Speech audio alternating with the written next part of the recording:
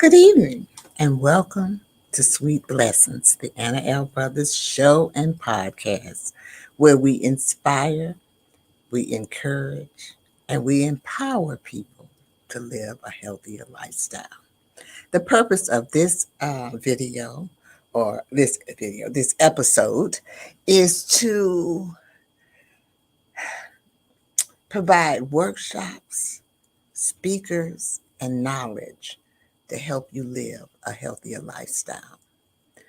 And so I'm coming to you uh, today because I want to talk to you a little bit about gardening. But before I do that, I'm Anna. I am a retired school teacher, an educational consultant, a certified cake instructor, an author, a health consultant, and I'm also a jury consultant. So, with that being said, I started this podcast because I was lacking knowledge. And I figured if I was lacking knowledge, others was lacking knowledge just like me. So, it doesn't matter how old you are or anything. If you just don't know, you just don't know. And so I do research, and I have special guests to come on and speak to you about certain topics. So, before I get started, there is some little housekeeping that I need to do. So, the first thing I want to do is to remind my viewers on Facebook that you can support me by sending stars, and stars help me earn money to make more content as we go along. So, please, by all means, support me. And then the other thing is, I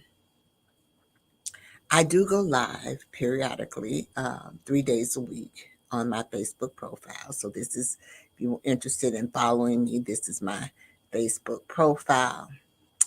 And I also always ask people to, let me go. Let me tell you about this. Is my bit. This is my bit. It's really my website, and you can go to that website. I'm always looking for guests, and I'm always looking for sponsors of my program. So you can be a sponsor or you can be a guest. If you're interested in that, then you can contact me on my bit. But also, you can also contact me through my email. And so that is my email that is running across the bottom of the broadcast. So if you have any questions or anything like that, feel free to reach out to me. My most thing I'm asking that everyone who views this or sees it, that they support me by subscribing to my YouTube channel. And so I have listed my YouTube channel down there as well. So before we get this going, I did want to, my nose is itching. I did want to say that I'm very pleased, and I also, I just don't know how to say, I am part of the CTR Media Network. And I am very proud to be a part of that. It's Black owned, and it's a new kind of broadcasting, is what I must say. And so you can check us out on um, YouTube. We're on to YouTube. Not only am I on YouTube, but the CTR Media Network is also on YouTube. So to this evening, I'm so excited because let me tell you about me. I'm going to tell you a little bit about me and gardening. I grew up in the South, um, and where I grew up, we always had gardens, and so we had vegetable gardens, we had flower gardens, we had herb gardens. We even had trees that bear fruit. And so then my mother, she moved up north, and I never really, I would go out there and play. I was little then. I would go out there and play, but I always had a desire to have a garden. And so while I was teaching and working, I decided that I would start a garden. And I'm telling you, it has truly been a learning experience. Okay. I'm still working at it. It is still a work in progress. But over the years, I have learned quite a few things about gardening. And my garden is still not the way that I want it, but it is a work, like I said, it is a work in progress. So to this evening, I am going to talk to you, to my fellow gardeners, or those people who are interested in gardening. I'm going to talk to you about some of the things that you can do to preserve your garden in the winter so you have a good harvest for the spring. So you won't have any problems in the spring. Now, I've had problems because I have not done these things that I'm getting ready to tell you. I've done some of them, don't get me wrong.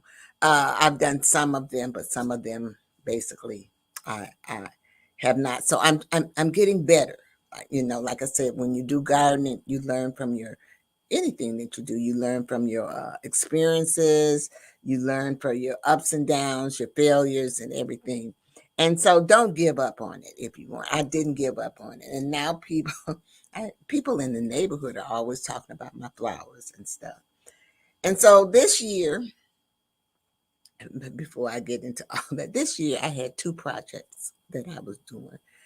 I had a weeping willow tree and I cut it down and I kind of let the ground settle in it. And so my dahlias was a project that I did this year. And this year was the first year that I planted watermelons. And I am proud to say that I have about 5 or 6 watermelons that have grown and they are really, really growing. So we are going to take a brief commercial break and then I'm going to come back and I am going to talk to you about essential um, garden winter care for your garden, the steps that you need to do. Now, I'm going to try to show you a brief video doing this thing on some tips as well, but I have not been successful in sharing my screen. So we're going to take it in stride today. So let's go for that brief, I would say brief commercial break, and then I'll be right back to talk to you about gardening.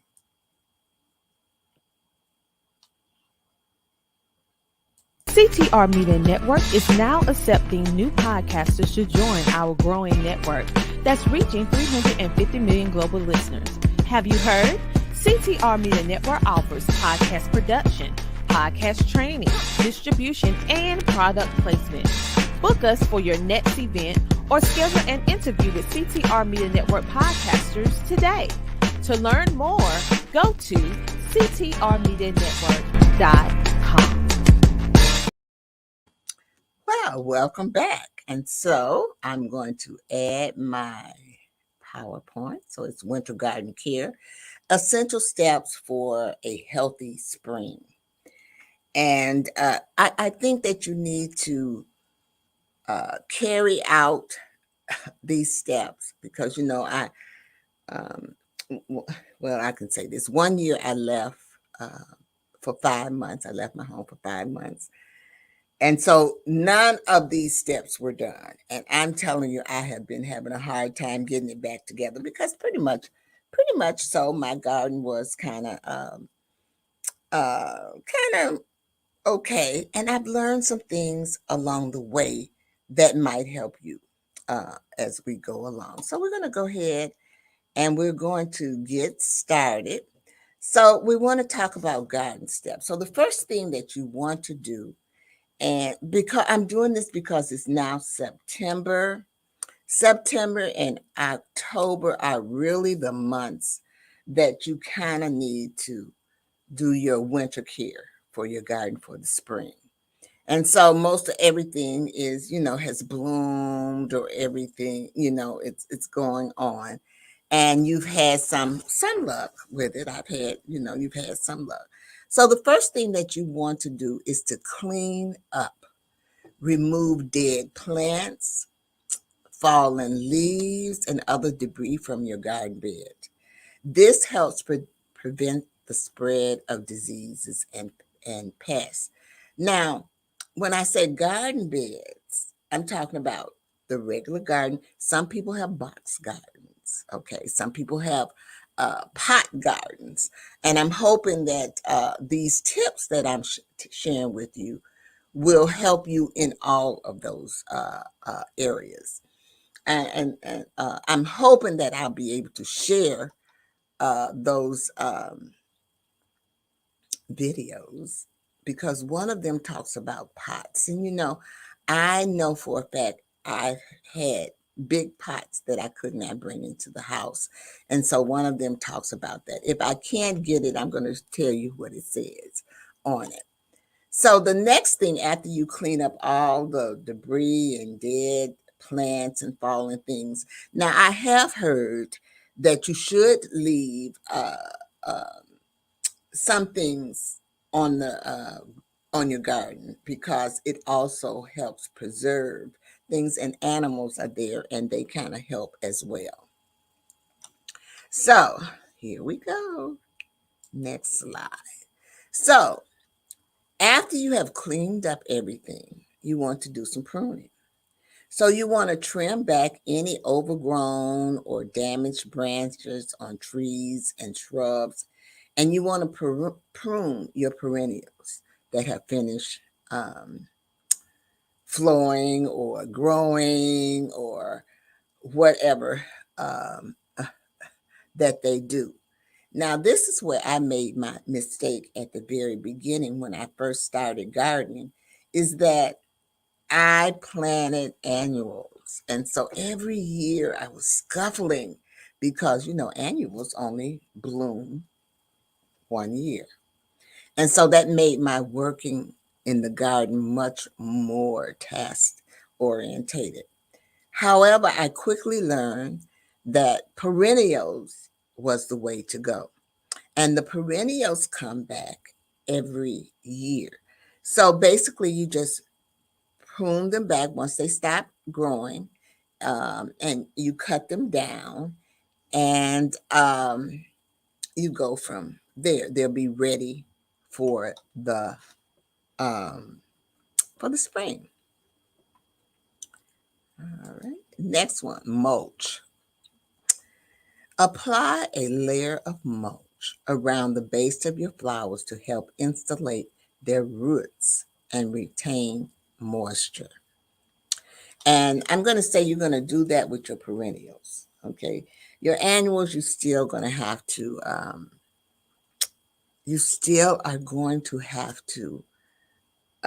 plant them over. I do still plant annuals, but I only plant a few.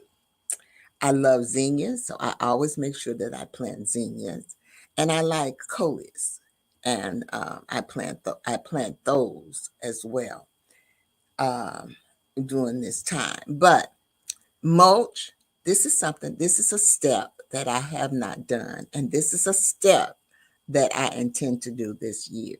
If it stops raining here, it's been raining almost every day. It's been some rain going on, but mulching, and I think that will help retain the moisture. I have done so much stuff different this year. As you learn, you do things differently. Okay. And so I have learned many, many things. The next thing you want to do, and I know most people don't do this because I am not one to do this. You want to fertilize if needed. Apply a slow released fertilizer to provide nutrients to your plants during the winter. Now, I have never done that.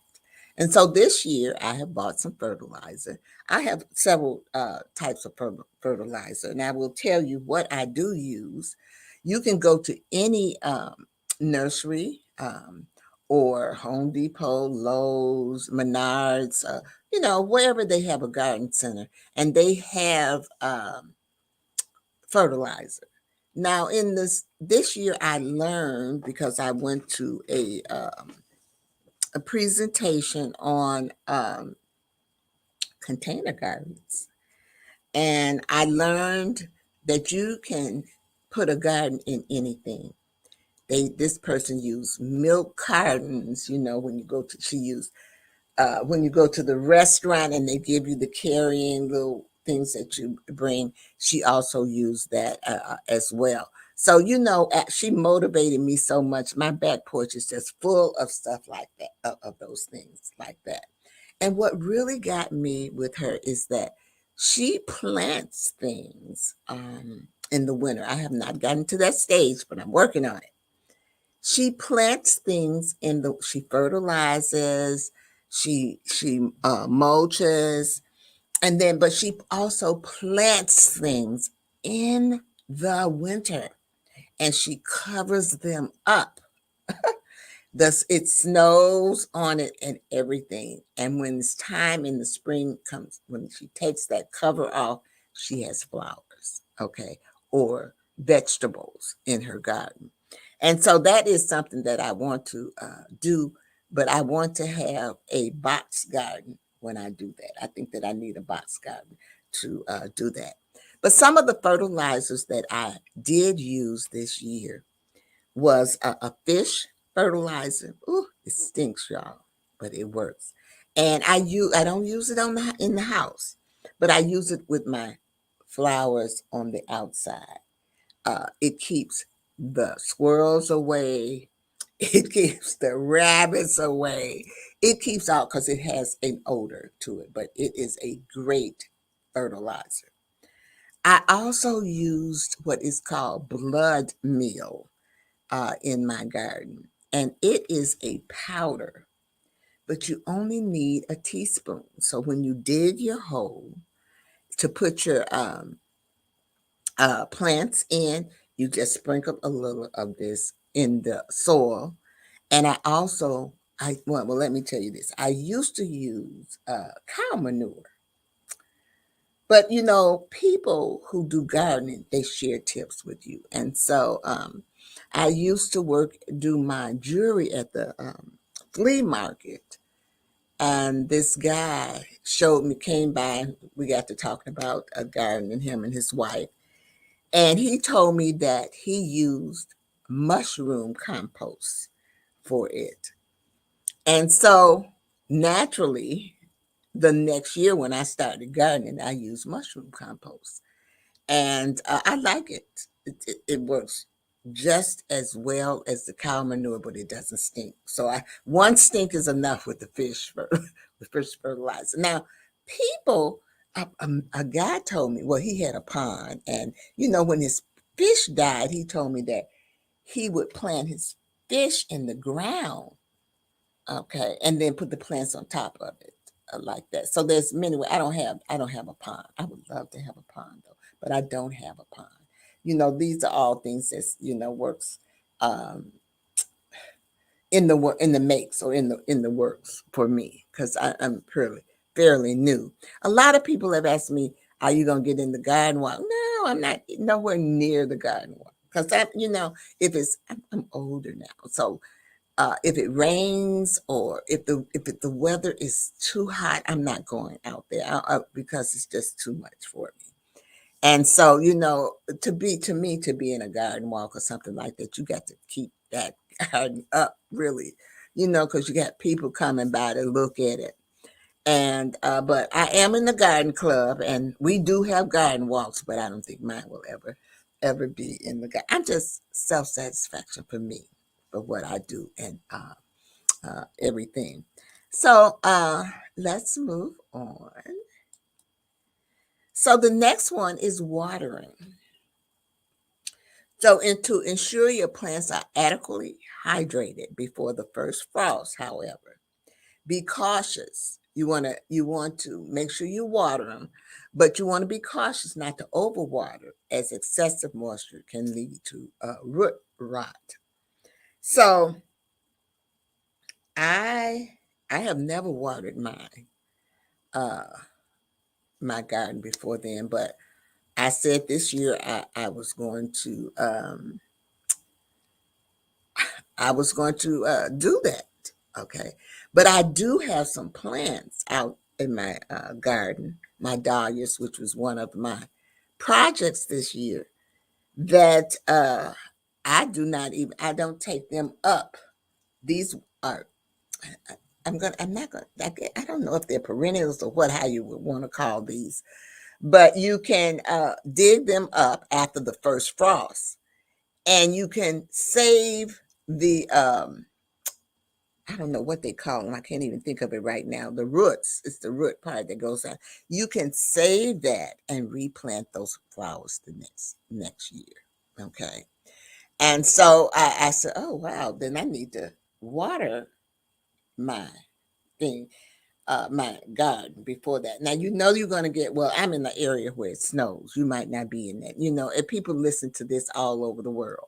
And so you might not be in an area where there's snow, but where I am, there's snow, and it kind of moisturizes the ground as well. So with that being said, we're going to take another brief commercial, and I'll be right back to continue the thing on garden steps. Oh my goodness, the mailman came. I hope my sweet little thing cookie's in here. I just hope it's in here. Let me see. Let me open this up. That's it. That's it. Sweet little thing cookies. That's sweet little thing cookies. Oh, I'ma have me a ball now. Let me just get this right here. Little thing cookies. That sweet little thing cookies. Oh yeah.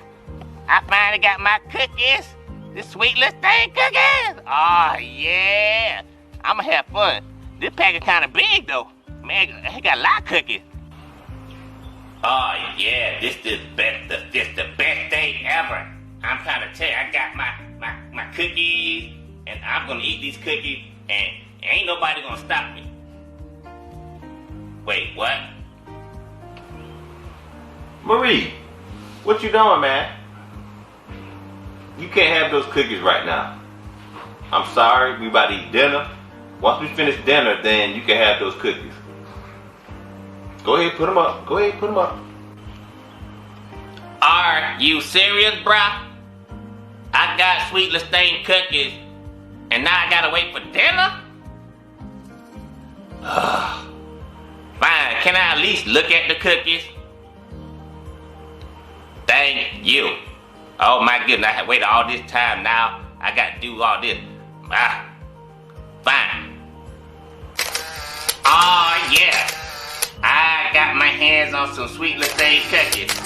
But I can't eat them right now because bruh talking about I gotta wait to dinner. Okay, I'ma do that. But once I finish that, it's gonna be on, y'all. Wait a minute. Bruh talking about cooking some food. All this is a can of salmon and some frozen biscuit. Bruh cannot cook. I know he don't think I'ma eat this. Ain't no way. Bruh. Hey, bruh. Daddy. Where are you? You set me up, homie. You had me about to eat a can of salmon and some frozen biscuit. I'm not down with that. I want my sweet Lestain cookies. My sweet Lestain cookies. Carry this. Is this what I'm saying? I was born by the river in a little old tent. Just like that river, I was running ever since.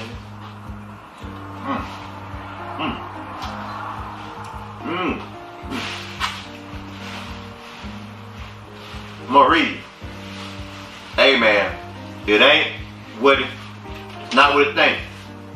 I'm sorry. I was just gonna eat one cookie, but I ate them all. It's not my fault, Marie. I know better than this. You tried to set me up, homie. You had me eating that nasty food, and you ate all the cookies? Finish him.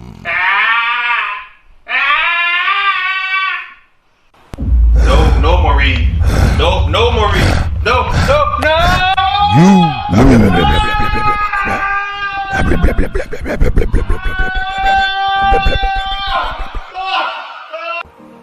Hey, family.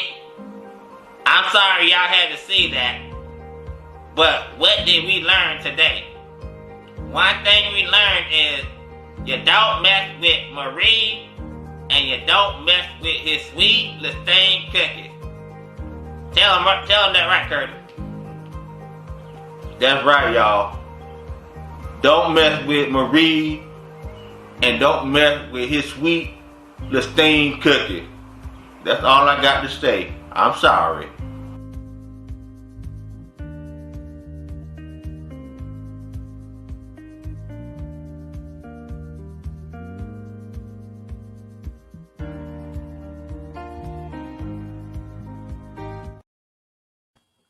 Well, I am back, and we just got through talking about how we water and everything. So we're going to move on to our next one. You want to protect your tender plants. If you have delicate or frost-sensitive plants, consider covering them with burlap or frost blankets to shield them from the harsh winter weathers. Now, this is something that I do. The year that I left, I did not do that. But I do my roses, I clip them back. And then I cover them. But I'm going to tell you a story about my roses. Because when I first started gardening, I love roses. And so I bought me a rose bush, and it was supposed to produce red roses. And so that year, naturally, I didn't cover it. And so the following year, it was dead. I said, oh my God, I let this plant die. I paid pretty good money for it. And so what I did was I went out and I bought another rose thing. But this time I bought a yellow one because, I'm in a sorority, and our flower is a yellow tea rose. So I said, okay, well, I'm going to put some yellow roses out in my garden. And so it was just doing really, really well. And so I guess that red rose bush was dormant. Like I told you, I'm learning as I go along. The red rose bush was dormant, and it came alive. So there I was, and I'm going to tell you, they still in the ground. So I get red roses and I get yellow roses. And then you know what? They made it. So every year I get a couple of roses that are yellow with the red trimming around. It is gorgeous, y'all. It is so beautiful that they have, they've made it in the thing. So when you're gardening, you'll find that you'll get all kinds of new things that's gonna happen. So, but I do cover my roses now, and garden is very relaxing, but it is a lot of work. I'm going to tell you that, but it's something that I truly enjoy. So the next one is sometimes you have plants that are in pots, and you need to bring those indoors because, I have plants in my house that I take outside for the spring or summer so they could get some of that good old sunlight and everything. But I bring those plants back in the house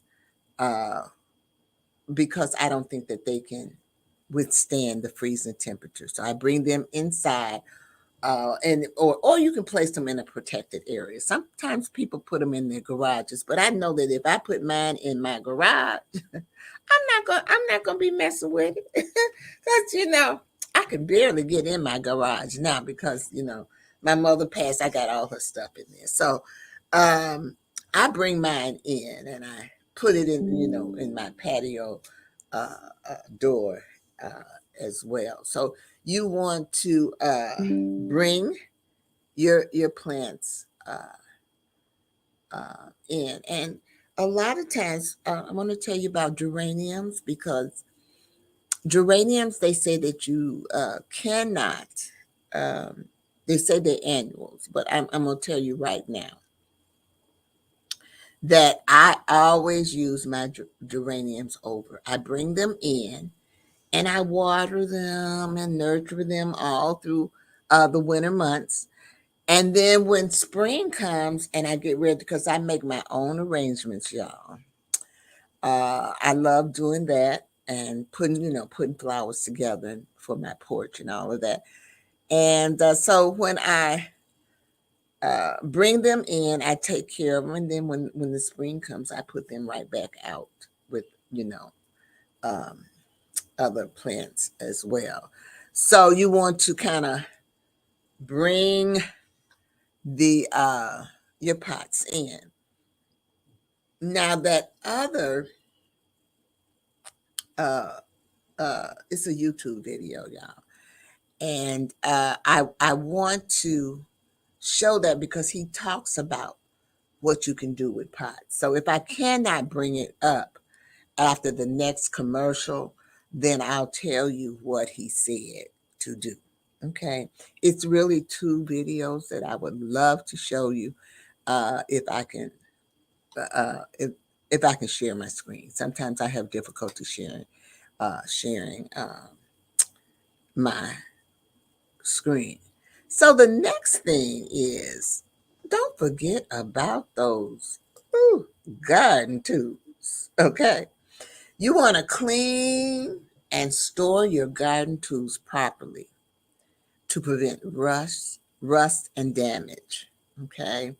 Because you can't leave them out. You can't leave them out. Even your hoses, they suggest that you get all of the water out of your hoses if you can. And then what you're going to do is to just, wrap them up and store them for the spring, because you don't want your hoses to burst. And believe it or not, a hose is a garden tool. Okay, so keep that in mind when you garden, because you don't want to be buying garden tools every year. You want to, enhance or let your tools get more tools. You don't have to keep replacing, the same tools all the time. And so we're going to take another little commercial break. And then I am going to come back. I'm going to try to show you that video when I come back. So here we go. The Homeschooling Interactive Magazine is a magazine that embraces and celebrates the entire homeschooling experience. Our magazine is different from all the rest because we provide beneficial information and assistance in homeschooling, business, wellness, mental health, resources, and life. We encourage you to pick up a copy of our magazine today on Amazon.com by simply searching the Homeschooling Interactive Magazine.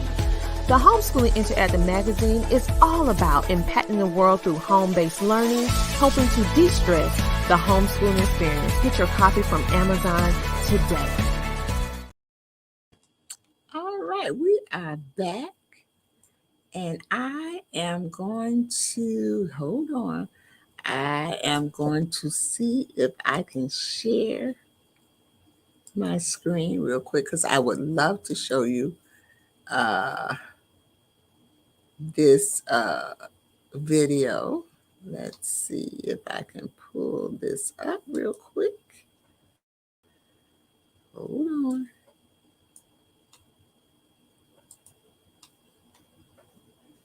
All righty.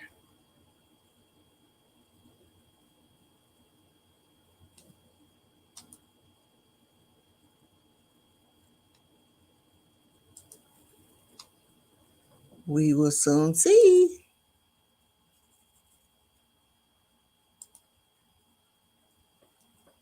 Maybe not.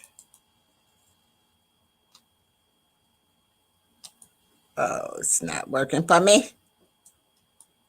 All right, ladies, let's see. How can I get out of this? All righty. All right. So that did not work for me. So now we're going to go back to my, if I can get it together by the end of the podcast, I will do that for you. Let me see here. Can I? All righty. I don't know what I'm doing, but sometimes I have problems. Sometimes I do really well with it, but sometimes I have problems with it. But the name of it is I'm going to tell you so that maybe you can go and look. But I'm going to tell you what he does with the pots because it's only a very short, about 2-minute video, and what he shows you. Because sometimes your pots crack if you leave them outside. And that's what happened to some of mine last year because I left them outside and they had some dirt in it. And when I went back to use them this year, they had cracked. Okay, some of them had cracked. And so what he said was, you need to take the dirt out of the pot because it's too big to bring in. So take the dirt out the pot. And those bubble wrap, that you pop. I love to pop them. But the bubble wrap, and you take that bubble wrap and you put it in that pot, that big pot, and then put the dirt back in there. So that that bubble wrap will give some expansion. Your pot will not burst. And then sometimes he said you cannot bring all of your pots in, but you can dig a hole in the ground and put those pots in the ground, and that also preserves them as well. So I did want to share that with you about the pots, and because a lot of us people in apartments and stuff like that, they have pot gardens. They don't have gardens in the ground, and I do both. I'm not gonna lie, I do both of those. So just think about that when you're gardening, and you don't have to have a garden. I want to let you all know you don't have to have a garden in the ground. This girl who did the container garden, you can grow anything in the container garden, and that is the truth. Beans, greens, peppers, everything could be creative with it. What I did learn from her was that to be creative. And she also told me, hey Carol, how are you? Thank you. She also told me that, and thank you for joining. Are you a gardener? She also told me that it's never too late to garden. She says some people say you're supposed to garden like in the spring or whatever, but she says no, you can garden in the wintertime. Now I have this little it's an ultraviolet. I meant to bring it so I could kind of show it to you, but it's in the kitchen now. But it is a little container. You put 6 little pods in it, and you stick these pods down in here, and it has ultraviolet light. And I have a garden on my counter, so I do basil, I do dill grows out of there. I do 2 types of basil, a Thai basil and a regular basil. You can do anything. Peppers, I do peppers in that. So all year long, I have lettuce or growing, and I can just go and pull it off and make me a salad. That is the good part of those. It's an indoor garden, and it is great. They come large, small. Mine is about this size, and it's about this high, but then it has a little apparatus that comes up that goes over that gives that little um, ultraviolet light for them for the plants as well. Okay, so we are going to move on here. Let's see. Now, I don't have this, but there are people who have farms and stuff like that, because farmers, they're growing plants. Okay, whether it's corn, peas, or whatever it might be, they have a specific thing that they're going to be growing. So winterized irrigation.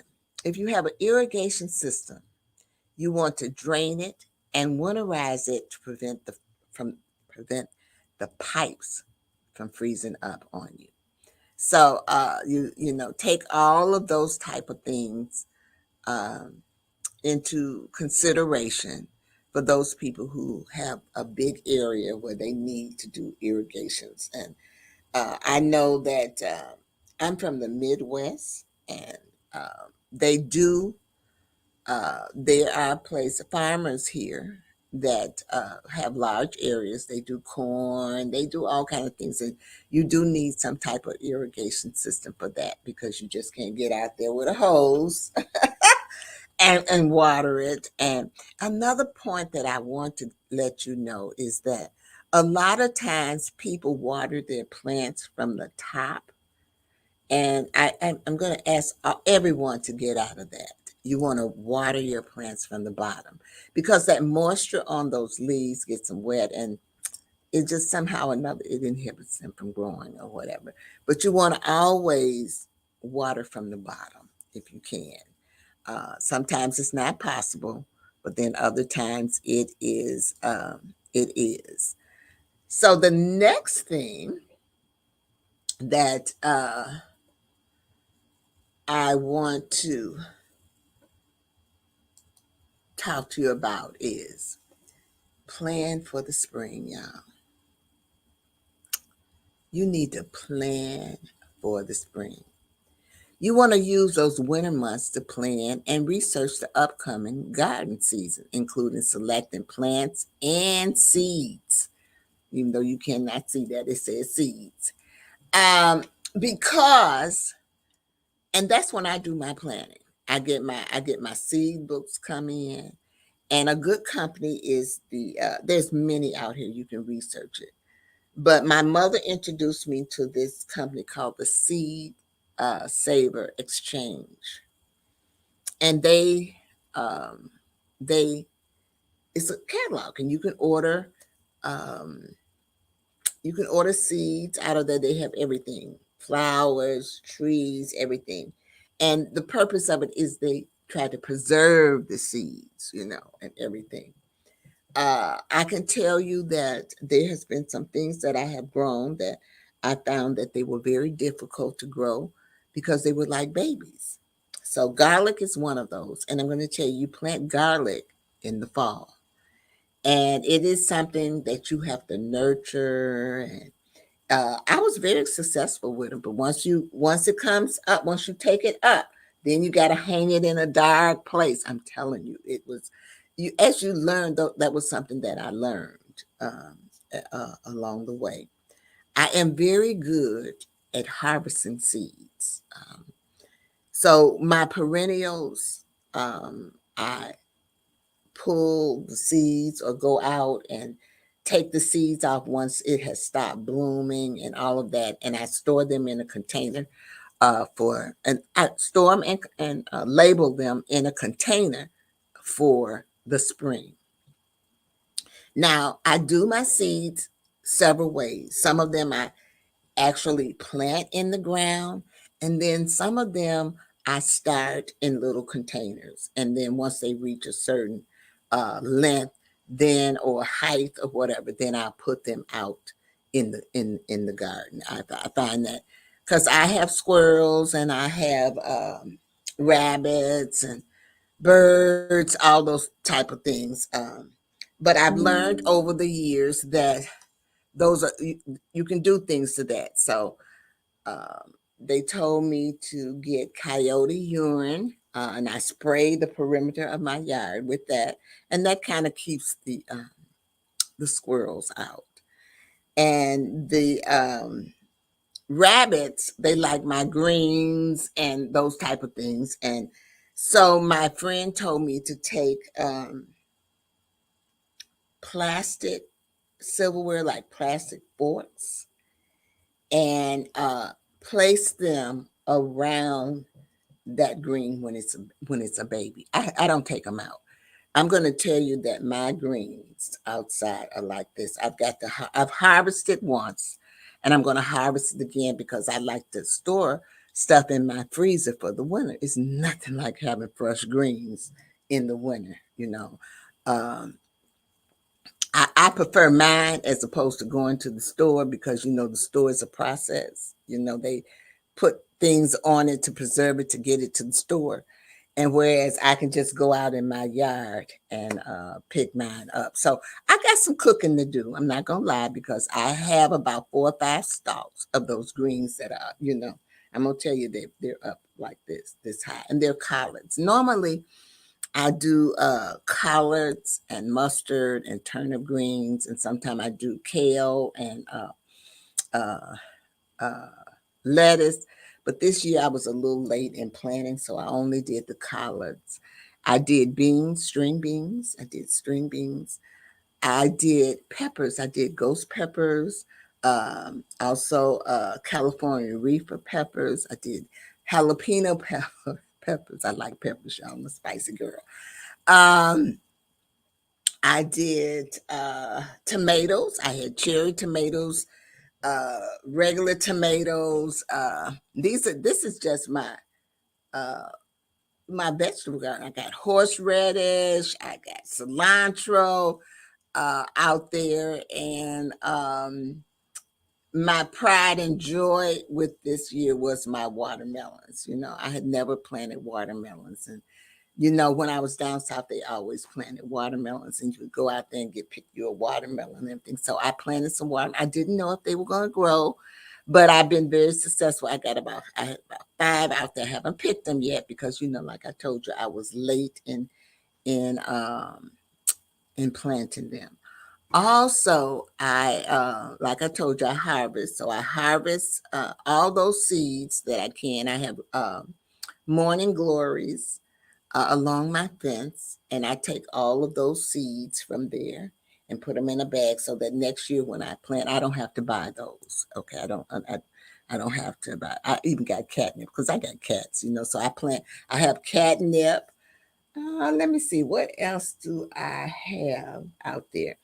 I have hibiscus, and I have several type. These are several type of hibiscus. I got red, pink, white, and I have sage, where I take the sage and I let it dry out, and I give these things away to my friends. You know, I put them in little containers and give them some seasonings for the winter, so they have those. I just enjoy it. I come from the South, like I said, and they did canning. I just have not gotten into canning. I've been retired now for a while, but I do so many other things, but I would love to can. My mother and my aunts and uncles and, you know, all of them, they can. I could always go down south and come back with jellies, and those jellies last me. I miss that. Those jellies and vegetables, they would can vegetables and, you know, all of those things. And I would come back up, back home, back up north, and I would have those things. So keep that in mind. Make gardening easy. It's getting easier for me because I do the perennials. Now, I do want to talk to you. You need to research your flowers, because sometimes you can plant something and it can be invasive, an invasive species. It can be beautiful as all get up. Now, because I did not know I love sweet peas, y'all. So I planted sweet peas, and those sweet peas have taken over my garden. I mean, I planted them in the front of my house. They're all around the side of this house. They're all around on this side, and I have even seen them in the back. So every year I have to pull those up. I really want to pull them up, but I'm going to try to pull most of it up in the spring. I mean, in the winter this time, and see what can be uh see if I can, because I want to plant something else too with that, and they will take over the garden. I have peonies. Let's see what else do I have. I have sunflowers. I mean, those big ones. I have variations in the sunflowers, and it's so once the flower dies, you just open up. You have all those sunflower seeds, so you don't have to buy it again. You just save your seeds. I put mine in a plastic bag. I'm not gonna lie. I put it in a plastic bag, and I just save it. I give away to other people. I plant milkweed because I like butterflies, and so that attracts the butterflies and the birds. I've had hummingbirds, all kind of birds, y'all, in my garden. Um, so I just want to let you know that following these steps, you can help your garden survive the winter and also thrive when spring comes. So we are going to take another break, and then I'm going to come back and wish you well. Here we go.